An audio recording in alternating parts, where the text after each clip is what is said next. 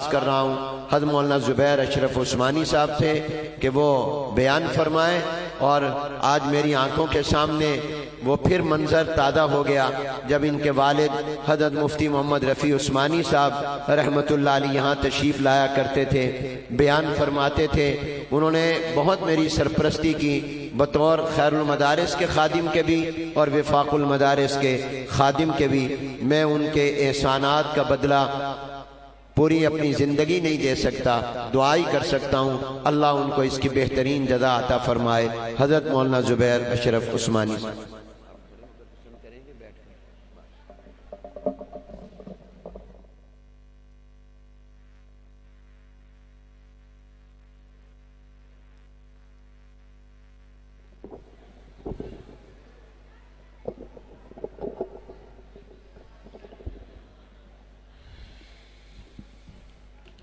الحمد لله نحمده ونستعينه ونستغفره ونعوذ بالله من شرور أنفسنا ومن سيئات أعمالنا،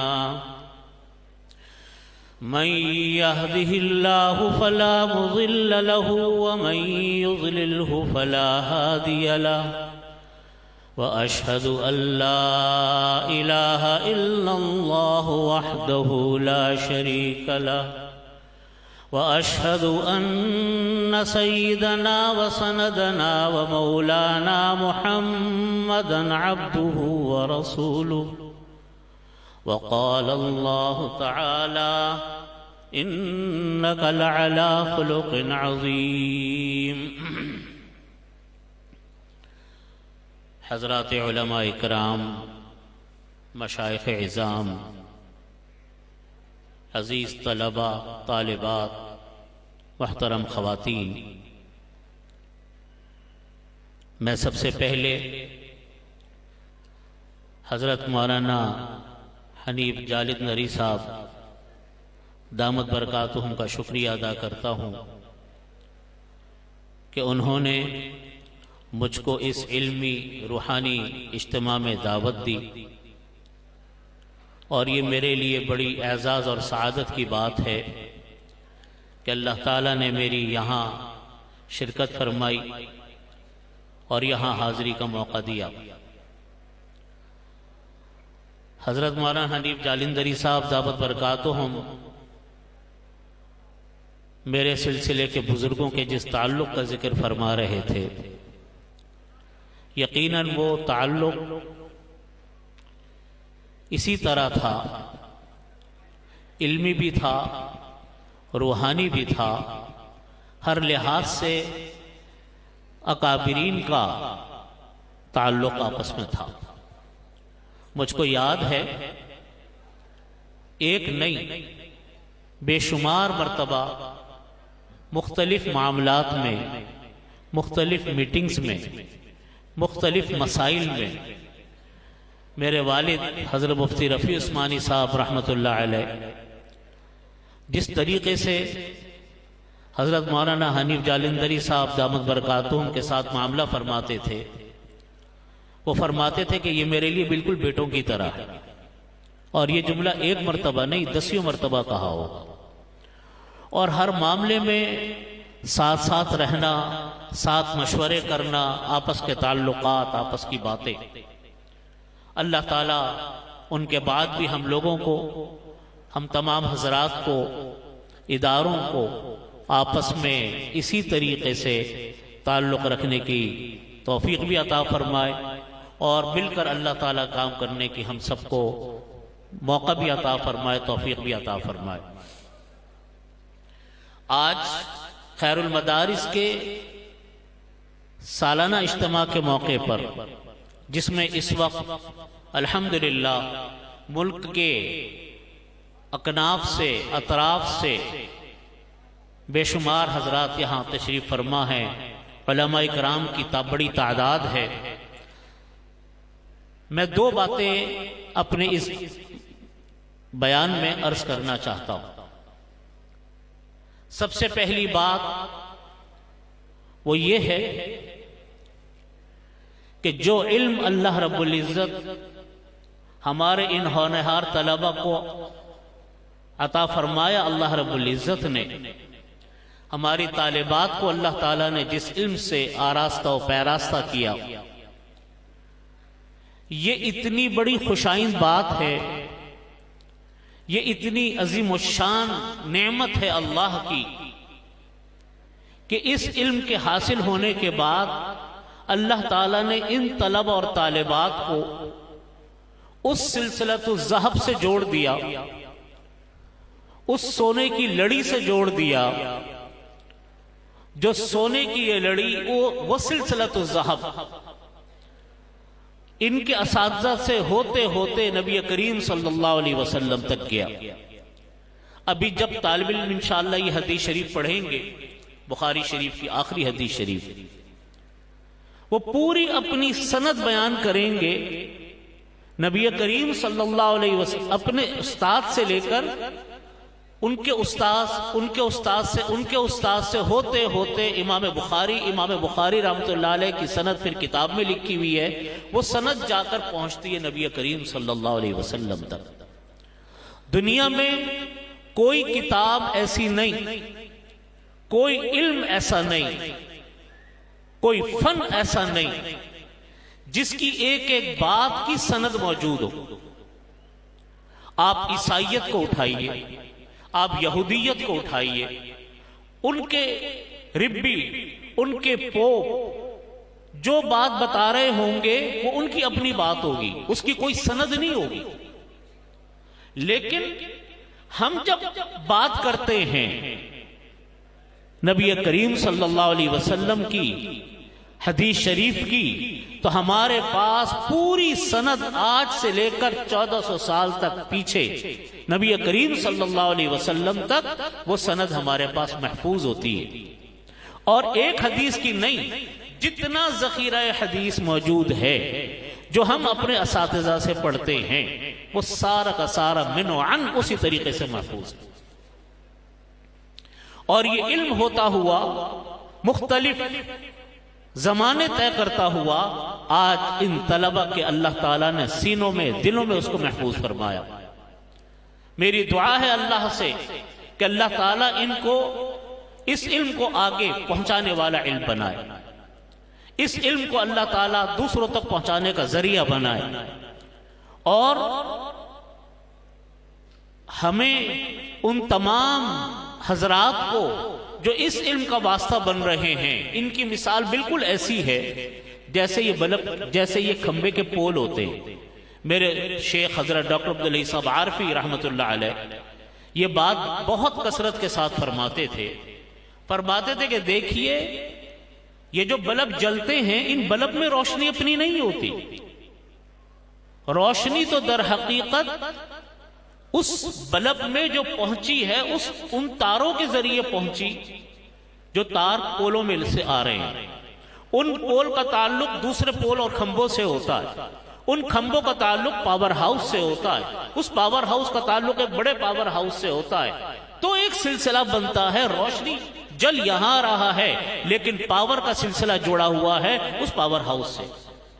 ہمارا پاور ہاؤس نبی کریم صلی اللہ علیہ وسلم مدینہ طیبہ، وہاں سے یہ علم چلا، یہ علم چلتے چلتے چلتے آج ہم تک پہنچا۔ آج جو طالب علم، جو استاذ آج جو خدمت انجام دے رہا ہے، در حقیقت یہ تعلق اس سلسلے کا ہے جو سلسلہ ہمارا وہاں سے جوڑا۔ علم بڑا غیور ہے، علم بڑا غیرت مند ہے۔ امام علامہ زاہد الکوثری رحمۃ اللہ علیہ، فقہ حنفی کے بڑے مشہور امام، وہ فرماتے ہیں، ان کی ایک کتاب ہے رحلۃ العلم کے نام سے، رحلۃ العلم، علم کا سفر۔ اپنی اس کتاب میں وہ فرماتے ہیں کہ علم مختلف ممالک کا سفر طے کرتا رہا۔ پہلے مدینہ طیبہ اس کا مرکز رہا، مدینہ طیبہ سے وہ اب عراق میں منتقل ہوا، عراق سے وہ ماوراء النہر میں منتقل ہوا، ماوراء النہر سے انڈیا میں منتقل ہوا، اس کے بعد لکھا کہ پاکستان میں منتقل ہوا۔ اللہ تعالی ہمیں اس علم کے لاج رکھنے کی توفیق عطا فرمائے۔ اس وقت صورتحال ہماری یہ ہے ملک کہ ہمارے جو ملک کے دو قسم کے تعلیمی ادارے قائم ہیں، ایک مدارس اور ایک اسکول کالجز یونیورسٹیز۔ دونوں ملک کے لیے اہم ہیں، دونوں کی ضرورت ہے۔ ہمیں مسلمان سائنٹسٹ کی بھی ضرورت ہے، ہمیں مسلمان انجینئروں کی بھی ضرورت ہے، ہمیں مسلمان اکنامسٹ کی بھی ضرورت ہے، ہمیں ہر فیلڈ کے ماہرین کی ضرورت۔ لیکن شرط یہ ہے کہ ہر کوئی مسلمان پہلے ہو، اس کے پاس بنیادی، نبی کریم صلی اللہ علیہ وسلم نے ارشاد فرمایا کہ طلب العلم فریضۃ علی کل مسلم۔ اس کا مطلب یہ ہے کہ فرائض کا علم، واجبات کا علم، محرمات حرام چیزوں سے بچنے کا علم انسان کے پاس ہو۔ مدارس نے علم دین کو سنبھالا، اسکول کالجز نے عصری علوم کو سنبھالا۔ دونوں ادارے ملک کے لیے بنیادی ستون کی اہمیت رکھتے ہیں۔ نہ ہم یہ کہہ سکتے ہیں کہ عصری علوم کے ادارے بیکار ہیں، غلط ہے یہ بات، وہ ہماری ضرورت ہے۔ نہ ہم یہ کہہ سکتے ہیں کہ مدارس کی ضرورت نہیں، مدارس ہمارے لیے بالکل روح کی طرح ہے۔ لیکن بنیادی چیز یہ ہے کہ آپس میں تعاون ہو، آپس میں کاموں کے اندر اشتراک ہو، اور وہ اشتراک اس طریقے سے کہ جو علوم دین ہیں، جس کی ضرورت ہے انسان کو پڑتی ہے، وہ طلبہ علماء ان لوگوں کو سکھائیں، اور وہ لوگ علوم عصریہ علماء اور طلبہ کو سکھائیں۔ اس طریقے سے معاشرہ ایک وجود میں آتا ہے۔ لیکن مدرسے آج الحمدللہ پورے پاکستان میں کیا پوری دنیا میں مدرسے موجود ہیں۔ جن ملکوں میں جانے کا اتفاق ہوتا ہے حضرات کا، وہ جانتے ہیں کہ جہاں کہیں اللہ تعالیٰ نے اس وقت علم دین کا کام لیا، جہاں کہیں علم دین کا کام ہو رہا ہے، الحمدللہ اس کا تعلق ان اداروں سے ضرور جڑا ہوا ہوگا، سنت کے مطابق اگر کہیں کام ہو رہا۔ جہاں مدرسے ختم ہو گئے، جہاں سے مدرسے نکل گئے، وہاں ماحول کے اندر وہ آزادی پھیلی، وہ بے راہ روی پھیلی کہ وہاں پر اپنے دین کو بچانا مشکل ہے۔ آج دنیا میں ایسے بہت سارے ممالک ہیں جہاں مدرسے ختم کر دیے گئے، تو دیکھ لیجئے کہ وہاں پر آج دین کا کوئی حال نہیں۔ اس لیے ہمارا یہ فرض بنتا ہے کہ ہم اپنے بچوں کو مدرسوں کے ساتھ جوڑیں تاکہ بچوں کے اندر اخلاق پیدا ہو۔ آج اگر ہم صرف یونیورسٹیز میں ڈالیں اپنے بچوں کو، اور ہم اپنے بچوں کی دینی اور اخلاقی تربیت نہ کریں، ان کو دین نہ سکھائیں، تو مجھ کو ڈر ہے کہ کہیں وہ بچے کسی کام کے نہ رہے دینی اعتبار سے۔ ایک صاحب ہیں، ان کے جب والد کا انتقال ہوا تو وہ اپنے بچے کو جنازے میں لے گئے۔ بچہ بھی سمجھدار بچہ تھا، 10-12 سال کا بچہ۔ تو جب جنازے میں گئے تو بچہ اپنے باپ سے کہنے لگا نماز جنازہ کے بعد کہ ابا، کہ میرے دادا کو کب جلائیں گے، اس کو کب جلایا جائے گا؟ اس نے کہا کہ بیٹا مسلمان جلاتے نہیں ہیں۔ یعنی اس 10-12 سال کے بچے کو انڈین فلمیں دیکھ دیکھ کر اس کو یہ معلوم تھا کہ میت کو آگ لگائی جاتی ہے، لیکن اس کو یہ پتہ نہیں تھا کہ ہماری اسلام کی تعلیمات کیا ہیں۔ جب یہ معاملات پیش آ جائیں تو آپ اندازہ کیجئے کہ اس کا کیا نتیجہ نکلتا۔ میرے دادا سے مفتی صاحب رحمۃ اللہ علیہ کے پاس ایک صاحب آئے اور آ کر کہنے لگے، ان سے پرانا تعلق تھا اور بہت صاحب حیثیت آدمی تھے۔ فون پر حضرت کو کہا کہ حضرت مجھے آپ سے ملنا ہے، اور مسئلہ یہ ہے کہ میں بہت پریشان ہوں، مجھے آپ وقت دیں۔ تو حضرت مفتی صاحب رحمۃ اللہ علیہ نے ان کو بلایا، ہمارے دادا رحمۃ اللہ علیہ نے، مفتی شبیر صاحب رحمۃ اللہ علیہ نے۔ وہ آئے، آ کر کہنے لگے کہ حضرت مجھے میرے بچوں نے گھر سے باہر نکال دیا، اور میں نے تو بچوں کو بہت اعلیٰ تعلیم دلوائی، مشنری کرسچن اسکولوں میں بچوں کو پڑھوایا، اور اعلیٰ قسم کی یونیورسٹیوں میں تعلیم دلوائی، باہر بھیجا، لیکن آج مجھے بچوں نے گھر سے باہر نکال دیا۔ حضرت مفتی صاحب رحمۃ اللہ علیہ نے فرمایا کہ مجھے بڑا دکھ ہوا کہ آپ کی اولاد نے آپ کے ساتھ یہ کام کیا، لیکن حضرت نے فرمایا کہ آپ نے آج وہ کاٹ رہے ہیں جو آپ نے بویا تھا۔ آپ نے اپنے بچوں کی جو تربیت کی تھی اس تربیت کو آج آپ کے سامنے وہ ظاہر ہو رہی کہ تربیت تھی کیا۔ حضرت نے فرمایا کہ آپ نے بچوں کو دینی تعلیم نہیں دی، آپ نے بچوں کو قرآن پاک کی تعلیم نہیں دی، آپ نے بچوں کو اخلاق کی تعلیم نہیں دی، تو ان کے سامنے تو دنیا ہی دنیا ہے جس میں ان کو دنیا کا مفاد نظر آیا، انہوں نے کر لیا۔ اب آپ میرے پاس کیا لینے آئے؟ میں یہی بات آپ سے عرض کرتا ہوں، اپنے ساتھیوں سے کہتا ہوں کہ جتنے حضرات عصری علوم حاصل کرتے ہیں، یونیورسٹیز کالجز میں تعلیم حاصل کرتے ہیں، وہ ضرور حاصل کریں، لیکن اپنے بچوں کو مسلمان بنائیں، اپنے بچوں کو دین کی تعلیم دیں، اتنی بھرپور دین کی تعلیم دیں کہ وہ بچے ایک جہاں سائنٹسٹ ہو، جہاں وہ انجینئر ہو، جہاں وہ ڈاکٹر ہو، جہاں وہ اکنامسٹ ہو، وہاں ایک پکے مسلمان بھی ہوں۔ اور یہ بچے انسان کے بہت بڑا سرمایہ ہوتے ہیں۔ حدیث شریف میں نبی کریم صلی اللہ علیہ وسلم نے فرمایا کہ انسان کے مرنے کے بعد جب اعمال کا سلسلہ ختم ہو جائے گا تو 3 قسم کے اعمال کا ثواب انسان کو پہنچتا رہے گا مرنے کے بعد قبر میں بھی۔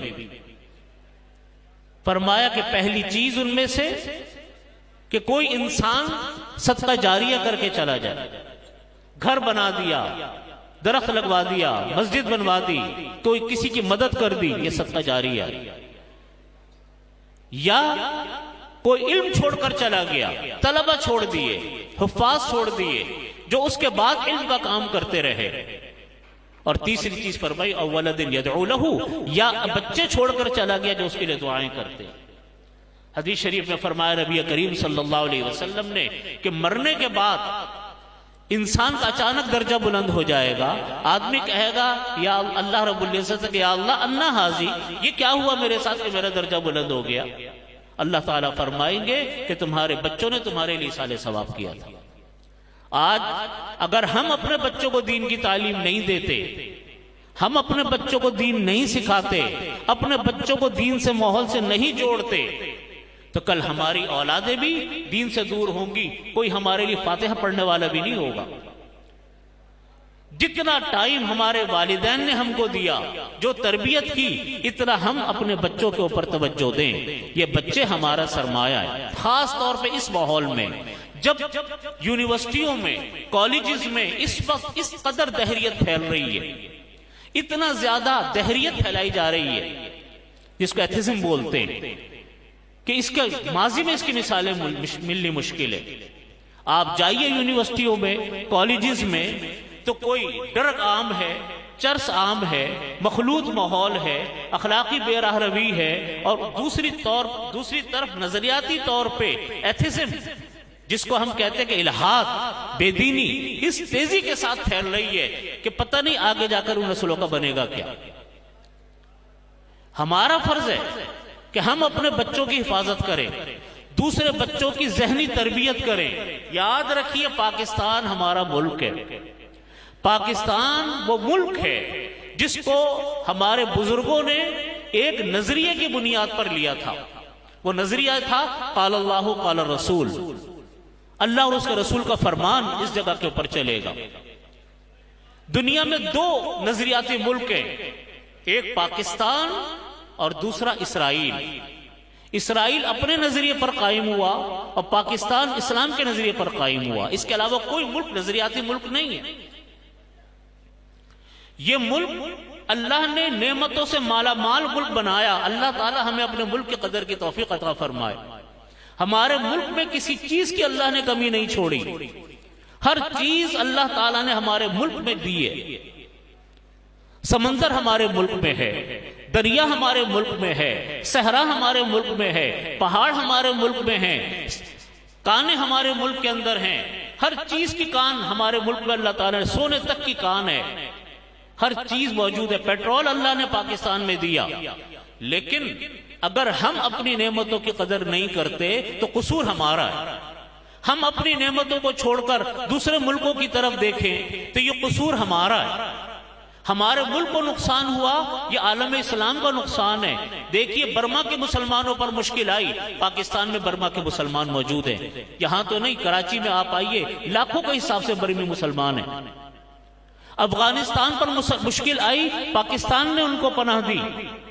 تاریخ شاہد ہے پاکستان نے کیا کیا قربانیاں نہیں دی افغانستان کے خاطر، لیکن پاکستان نے لاکھوں افغان مہاجرین کو پناہ دی ہے اور آج بھی وہ یہاں پر موجود ہے. دنیا میں کہیں کوئی مسئلہ آتا ہے پاکستان سب سے پہلے سامنے آتا ہے. جغرافیائی طور پر اللہ نے پاکستان کو وہ محل وقوع دیا جو شاید ہی دنیا میں کسی ملک کے پاس ہو، لیکن ہم اپنے ملک کی قدر نہیں کرتے. ہم اپنے ملک کی قدر کریں، اپنے ملک کی خدمت کریں. یہ ملک ہمارا ہے، یہ ملک نہیں ہے تو ہمارا کوئی مستقبل بھی نہیں ہے. کیا مستقبل ہے ہمارا؟ آپ اگر ہمارے جو بھائی یورپ جا کر رہتے ہیں، میرے جو بھائی امریکہ یورپ میں رہتے ہیں، غیر مسلم ممالک میں رہتے ہیں، ایک بڑی تعداد ان لوگوں کی وہ ہے جن کی دوسری تیسری نسلیں جو ہیں وہ لگتا نہیں ہے کہ ان کا تعلق کبھی اس ملک سے بھی رہا. میرے ایک دوست کہتے تھے کہ آپ لوگ یہ تو کہتے ہیں کہ یورپ میں امریکہ میں اسلام پھیل رہا ہے، لیکن کوئی یہ نہیں بتاتا کہ یورپ اور امریکہ میں مرتد ہونے والے مسلمانوں کی تعداد کتنی ہے. ان کا کہنا یہ تھا کہ اتنی بڑی تعداد مرتدین کی ہے کہ کوئی حد و انتہا نہیں. تو بھائی ہم کہاں بھیجیں گے اپنی اولادوں کو؟ ہمیں اپنے ملک کو بنانا ہے. آج چونکہ یہ ملک مدرسوں کے لحاظ سے، دینی علوم کے لحاظ سے سب سے بڑا مرکز دینی علوم کا یہ مدرسے ہیں جو پاکستان کے اندر. تبلیغی جماعت کا بہت بڑا کام اللہ نے پاکستان سے لیا.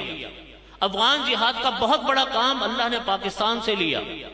کسی ایک ملک کے اندر کوئی واقعہ پیش آیا تو کسی نے ان سے پوچھا کہ آپ لوگ تو لڑ نہیں سکے. انہوں نے کہا کہ اصل میں ہمارے برابر میں پاکستان نہیں تھا. تو بات یہ کہ پاکستان ایک بہت بڑی طاقت اللہ نے پاکستان کو بنایا. یہ اس ملک کو نقصان پہنچے گا، آپ یقین مانیے صرف انسانوں کو نقصان نہیں، دین کے بہت بڑے کاز کو نقصان پہنچنے والا ہے. اور اس کی طرف پوری دنیا متوجہ ہو گئی ہے پاکستان کی طرف، جو پاکستان کی جڑوں کو کھوکھلا کرنا چاہتی ہے. نظریاتی طور پر بھی، جغرافیائی طور پر بھی، معاشی طور پر بھی، ہر لحاظ سے سیاسی طور پر بھی لوگ ہمیں کمزور کرنے پہ لگے. یہ میرے آپ کے اس ملک میں بسنے والے انسانوں کا کام ہے کہ ہم اپنے ملک کا تحفظ کریں، اپنے ملک کو بچائیں. لوگ اس کو کمزور کرنے پر لگے ہوئے ہیں، لوگ اس کو توڑنے پر لگے ہوئے ہیں، لوگ اس کو خراب کرنے پر لگے ہوئے ہیں. ہمیں اپنے ملک کی حفاظت کرنی ہے. ٹھیک ہے وہ لوگ بھی ہیں ہمارے ہاں جن کے مطالبات ہیں کہ ملک میں اسلامی نظام نافذ نہیں ہوتا. بالکل صحیح مطالبہ ہے کہ ہمارے ملک میں اسلامی نظام نافذ نہیں ہو سکا. یہ ہمارا قصور ہے، یہ ہماری کوتاہی ہے، یہ ہماری کمی ہے. ہمیں اس ملک میں اسلام کا نظام نافذ کرنا ہے اور ہمارا مطالبہ بھی حکومتوں سے یہی ہے کہ اسلام کا نظام نافذ کریں. جو مخالف لوگ ہیں ان کے مطالبات سنے جائیں کہ وہ کہتے کیا ہیں، ان کی جو صحیح بات ہو اس کو ہمیں لینا چاہیے. لیکن اس ملک کی حفاظت یہ ہمارا کام ہے اور اس میں اسلام کا نظام نافذ کرنا یہ ہمارا منشور ہے. نافذ کرنے والے بھی ہم اور آپ ہوں گے، بگاڑنے والے بھی ہم اور آپ ہوں گے. اوپر لانے والے بھی ہم ہی لوگ ہیں، اوپر خراب کرنے والے بھی ہم ہی لوگ ہوں گے.